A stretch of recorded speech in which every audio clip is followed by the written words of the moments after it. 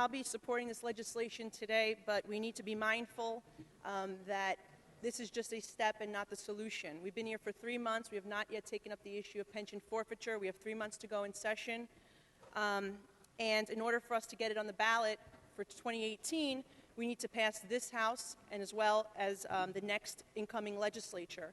And a matter of fact, it should be on the ballot this year in 2016, but we failed as a body to adopt it back in 2014. And so it continues to be pushed. The can is being kicked down the road again.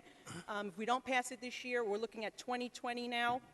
And I think it sends a terrible message to our constituents, to all the taxpayers of the state, that elected officials that are convicted of crimes are sitting in jail collecting their tax dollars, our tax dollars, that we also pay, in the form of pensions. Since I've been here, the 5 years that I've been here, I've seen 16 of our colleagues in both houses either indicted, convicted, and forced to resign.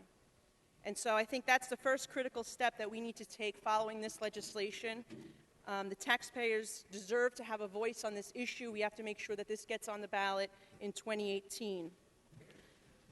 Additionally, I just want to point out also that we still have to take up rules reforms in this House.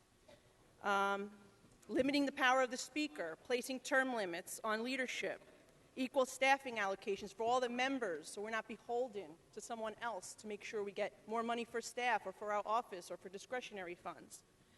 Also requiring that transparency of our committee votes are online so the constituents can see how we vote on every bill. And then, of course, requiring that democracy is allowed to take place in this House, and that if we have 76 sponsors of a legislation, that it needs to come to the floor for a proper debate, discussion, and a vote.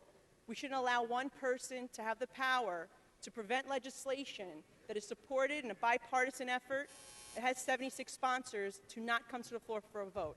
So I hope to work with all of you to add those reforms to this bill as well. Thank you.